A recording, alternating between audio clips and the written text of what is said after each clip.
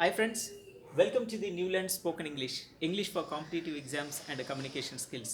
Spoken English class 2కి స్వాగతం. మొదటి క్లాస్లో మనం ఇంగ్లీష్ భాషలో కమ్యూనికేట్ చేయడానికి మాట్లాడటానికి ఉన్నటువంటి అడ్డంకులు ఏంటో మనం చూసాం. మేజర్గా సెంటెన్స్ యొక్క స్ట్రక్చర్ అనేటువంటి విషయాన్ని మనం క్లాస్ 1లో డిస్కస్ చేసాం. సో ఇంగ్లీష్లో మాట్లాడాలనుకున్నప్పుడు సెంటెన్స్ యొక్క స్ట్రక్చర్ని గుర్తుపెట్టుకోవాలనేది మరొకసారి నేను మీకు జ్ఞాపకం చేస్తూ ఉన్నాను. ఏ సెంటెన్స్ రాస్తున్నా ఇంగ్లీష్లో మీరు ఏదైనా ఒక సెంటెన్స్ని ఫ్రేమ్ చేయాలి అని అనుకున్నప్పుడు ఫస్ట్ మీ మైండ్లో గుర్తుపెట్టుకోవాల్సింది ఏంటంటే సెంటెన్సు ఈ ప్యాటర్న్లో ఉండాలి. ఏది అంటే subject plus verb plus object ఉండాలి. ఇది మీ మనసులో గుర్తుపెట్టుకోండి. సబ్జెక్ట్ ఉండాలి ఫస్ట్, దాని తర్వాత వర్బ్ రాయాలి, చివరికి ఆబ్జెక్ట్ రాయాలి. ఇది ఈ స్ట్రక్చర్ మన మైండ్లో ఫిక్స్ అయి ఉండాలి. సో ఈ స్ట్రక్చర్ బేస్ చేసుకొని మీకు తెలిసినటువంటి పదాలన్నీ, మీకు తెలిసినటువంటి వాక్యాలు, తెలుగులో మీకు ఏవి తెలుసో వాటన్నింటినీ ఇంగ్లీష్లో రాయటానికి ప్రయత్నం చేయండి. ఓకే. రెండవది, ఇంగ్లీష్లో మాట్లాడటానికి మనకు కావాల్సిన మరో ముఖ్యమైనటువంటి విషయం ఏంటంటే వొకాబులరీ రాకుండా మనం ఎన్ని క్లాసులు విన్నా ఇంగ్లీష్లో మాట్లాడటం అసాధ్యం అన్నమాట. కాబట్టి ఇంగ్లీష్ నేర్చుకోవాలని ప్యాషన్ ఉన్న మీరందరూ చేయాల్సింది ఏంటంటే వొకాబులరీని ఇంప్రూవ్ చేసుకోండి. చిన్న పదాల దగ్గర నుంచి పెద్ద పదాల వరకు నియర్లీ ఒక 200 to 300 వర్డ్స్ మనకు వచ్చి ఉండాలి. వాటి పదాలు, వాటి యొక్క అర్థాలు మనకి తెలిసి ఉండాలి. ఈ క్లాస్లో మనము బేసిక్ వొకాబులరీ గురించి నేను మీతో చెప్పాలని అనుకుంటున్నాను. సో ఒకవేళ మీరు ఫస్ట్ టైం మనం ఛానల్ చూస్తున్నట్లయితే దయచేసి ది న్యూలాండ్ స్పోకెన్ ఇంగ్లీష్ అనే ఈ యూట్యూబ్ ఛానల్ని సబ్స్క్రైబ్ చేయాల్సిందిగా కోరుతా ఉన్నాను. Okay, now let's go to the class. Basic వొకాబులరీలో భాగంగా ఇక్కడ రాయబడినటువంటి పదాల యొక్క మీనింగ్స్ని మనం కంపల్సరీగా నేర్చుకోవాలి. అవేంటివో చూద్దాం. ఐ అంటే నేను, మీ అంటే నన్ను, మై నా యొక్క, మై సెల్ఫ్ నాకు నేనే. సో ఈ పదాలు మనందరికీ సుపరిచితమైనటువంటి పదాలు. ఏంటివి? I, we, you, he, she, it, they. Sir ఇవి మాకు తెలియదా అని అనుకోకండి, తెలుసు. అయితే వీటిని వేరువేరు సందర్భాలలో ఉపయోగిస్తున్నప్పుడు వాటిని వేరువేరు రూపాలలో ఉపయోగిస్తాం. వాటిని ఏమంటారంటే కేసెస్ అని చెప్తారు. అది దాని గురించి మనకు అవసరం లేదు. కానీ ఈ పదాలు చూద్దాం. ఐ అంటే అర్థం నేను, వి మేము, యు నీవు, హీ అతడు, షీ ఆమె, ఇట్ ఇది, దే వాళ్ళు. ఓకే, వీటిని వేరువేరు సందర్భాలలో వాడినప్పుడు వీటికి ఏ పదాలు వాడాలి అనేది ఇక్కడ మనం చూస్తాం.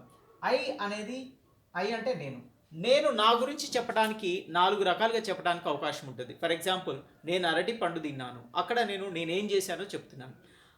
ఆమె నన్ను పిలిచింది.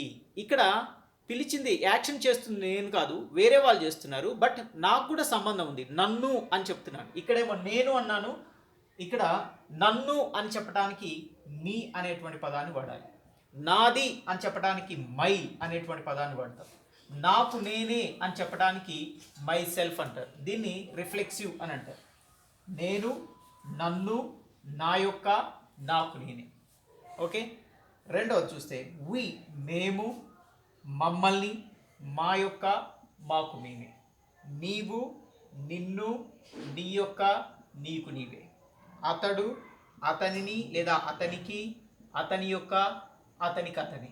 సో ఒక వ్యక్తి గురించి మాట్లాడేటప్పుడు ఇంతకంటే ఎక్కువ సందర్భాలు, ఇంతకన్నా ఎక్కువ విధాలుగా అతని గురించి చెప్పడానికి ఏమీ పాసిబిలిటీస్ ఉండవు. అయితే నన్ను అని చెప్తున్నప్పుడు ఏ పదం వాడాలి అనేది మనకు తెలిసి ఉండాలి. నన్ను అని చెప్పడానికి మీ అనే పదాన్ని వాడాలి. అందుకనే వొకాబులరీ అనేది చాలా ఇంపార్టెంట్ అనమాట. ప్రతి చిన్న పదమైనా నన్ను అని చెప్పడానికి ఏ పదం వాడాలి అని వెతుక్కోకూడదు, అది మనకి తెలిసే ఉండాలన్నమాట. So we need to remember these words. ఈ పదాలని నేర్చుకోవడం ఎంతైనా అవసరం అనమాట. ఓకే, ఇప్పుడు మళ్ళీ మనం మొదటికి వెళ్తున్నాం. ఒక సెంటెన్స్ని రాయాలి అంటే, లేకపోతే ఒక సెంటెన్స్ని ఓన్గా ఫ్రేమ్ చేయాలంటే మనం మనసులో గుర్తుపెట్టుకోవాల్సింది ఇంగ్లీష్ సెంటెన్స్ యొక్క స్ట్రక్చర్ అయినటువంటి subject plus verb plus object అనేటువంటి స్ట్రక్చర్ మన మైండ్లో ఉండిపోవాలి. Subject plus verb plus object. So ఈ బేస్ చేసుకొని నేను కొన్ని సెంటెన్సెస్ ఫ్రేమ్ చేస్తాను. I ate banana. చూడండి, సబ్జెక్ట్ ఇది, వర్బ్, ఆబ్జెక్ట్. ఈ ప్యాటర్న్లో మీరు కొన్ని సెంటెన్సెస్ని మీ ఓన్గా ప్రాక్టీస్ చేయొచ్చు. ఇంగ్లీష్ ఎప్పుడైనా సరే క్లాసెస్ వినటం వలన మాత్రమే రాదు, విన్న క్లాస్ని ప్రాక్టీస్ చేసినప్పుడే వస్తుంది. It's my practical experience.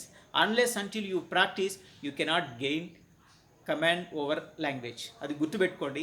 ఇది ఎవ్వరు ఎంత టాప్ మోస్ట్ ప్రొఫెషనల్ చెప్పినా సరే మీరు ప్రాక్టీస్ చేయకుండా, మీరు పేపర్ మీద పెన్ను పెట్టకుండా ఇంగ్లీష్లో మాట్లాడటం అనేది అసంభవం.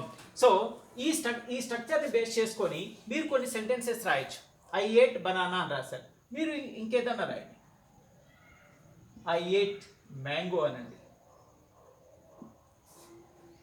Okay, I went to college.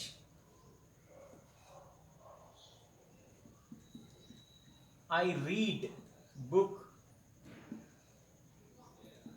I cook food. So ఇవన్నీ చిన్నవే కదా అంటే అవును చిన్నవే, కాకపోతే ఇక్కడ మనం గుర్తుపెట్టుకోవాల్సింది ఏంటంటే స్ట్రక్చర్ని ఫాలో అవ్వటం అనే దానికి హ్యాబిచువేట్ కావాలి. అప్పుడు మనం మాట్లాడేది ఎట్టి పరిస్థితిలో తప్పుపోదు. అర్థమవుతుందా? ఇక్కడ అన్నీ కూడా చూడండి, ఇవన్నీ subjects. Cook, read, went, ate ఇవన్నీ verbs. Food, book, college, mango ఇవన్నీ ఆబ్జెక్ట్స్. సో ఇలా ఒక స్ట్రక్చర్ లాగా రాసుకొని మీకు తెలిసినటువంటి చిన్న చిన్న సెంటెన్సెస్ని రాయటం మొదలుపెట్టండి, చెప్పటం మొదలుపెట్టండి, వేరే వాళ్ళతోటి అనటం మొదలుపెట్టండి. అలా చేస్తే ఇంగ్లీషు మీరు ఎక్స్పెక్ట్ చేసినటువంటి కాలం కన్నా, ఎక్స్పెక్ట్ చేసినంత అన్ని రోజుల కన్నా ముందే మీరు అనర్గళంగా మాట్లాడగలుగుతారు. Okay, so what we have to do, we have to practise first. మనకు వచ్చిన వాటితో పెద్ద పెద్ద పదాలు, పెద్ద పెద్ద సెంటెన్సెస్ అవసరం లేదు. మీకు ఆల్రెడీ కొంత నాలెడ్జ్ ఉంటుంది, కొన్ని వొకాబులరీ తెలుసు, కొన్ని పదాలు తెలుసు. కాబట్టి వాటిని ఉపయోగించి ఈ స్ట్రక్చర్ను ముందు పెట్టుకొని ఒక నోట్స్ పెట్టుకొని మీకు తెలిసినన్ని సెంటెన్సెస్ని ఫ్రేమ్ చేయండి. ఓకే, సో మనం ఇప్పుడు రాసుకున్నటువంటి వొకాబులరీలో నేను ఇదొక్కటి వాడి ఈ సెంటెన్సెస్ని ఫ్రేమ్ చేసిన, మీరు ఇంకొన్ని సెంటెన్సెస్ని ఫ్రేమ్ చేయండి. మరి నన్ను అనేదాన్ని ఎప్పుడు వాడాలి అనేది మనం ఇప్పుడు చూద్దాం.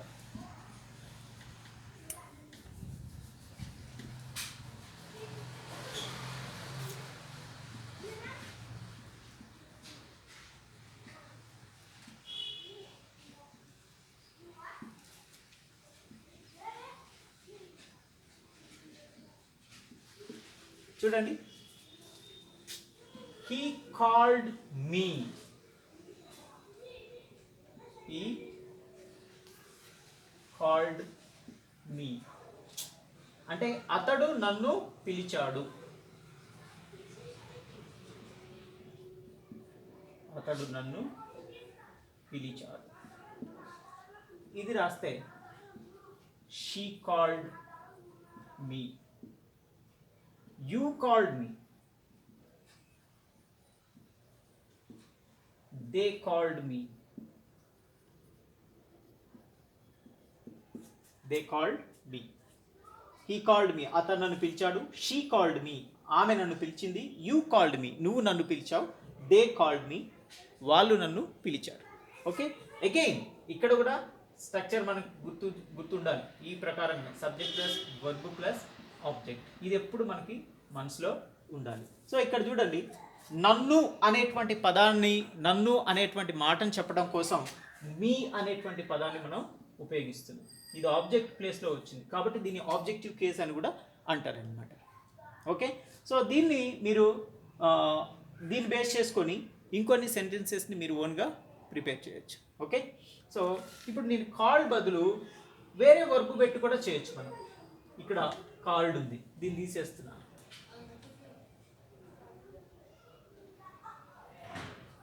గేవ్ అని రాస్తున్నాను. హీ గేవ్ మీ, అతడు నాకు ఇచ్చాడు. ఇక్కడ మీ అంటే నన్ను అయినా కావచ్చు, నాకు అనైనా వస్తుంది అనమాట. ఈ రెండు రావడానికి అవకాశం ఉంటుంది. He gave me, she gave me, okay, you gave me, they gave me. వాళ్ళు నాకు ఇచ్చారు.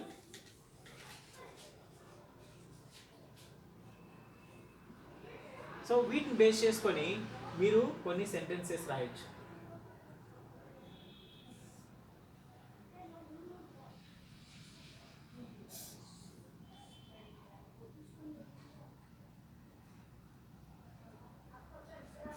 ఒకవేళ ఏమి ఇచ్చారు అని అంటే ఒక పెన్ రాసుకోండి. She gave me a pen, ఈ గేవ్ మీ ఏ పెన్, అతను నాకు ఒక పెన్ ఇచ్చాడు. సో ఈ విధంగా మనకు తెలిసినటువంటి వొకాబులరీని ఉపయోగిస్తూ చిన్న చిన్న సెంటెన్సెస్ని ఫ్రేమ్ చేసుకుంటూ పోతే మన మీద మనకి కాన్ఫిడెన్స్ అనేది డెవలప్ అవుతుంది. తద్వారా మనకు మాట్లాడతామనే నమ్మకం వస్తుంది, మనం మాట్లాడగలుగుతాం. ఇలా మీరు కంటిన్యూస్గా ప్రాక్టీస్ చేస్తూ పోతే అనర్గళంగా ఇంగ్లీష్లో మాట్లాడగలుగుతారు. So try to once again మళ్ళీ చెప్తున్నాను, ఈ స్ట్రక్చర్ ఒకటి గుర్తుపెట్టుకోండి. రెండోది యూ హ్యావ్ టు ప్రాక్టీస్. ఎంత గొప్ప క్లాసు విన్నా మనం ప్రాక్టీస్ చేయకుండా ఇంగ్లీష్లో మాట్లాడటం కష్టం. ఈ ఒక్కటి మీరు గుర్తుపెట్టుకోవాల్సిందిగా కోరుతా ఉన్నాను. Thank you for watching this video. So ఈ వీడియో మీకు నచ్చితే లైక్ చేయండి, షేర్ చేయండి. మీ కామెంట్స్ కూడా దయచేసి మీ కామెంట్స్ పెట్టండి. అదేవిధంగా మీ ఫ్రెండ్స్ కూడా షేర్ చేయండి. Thank you.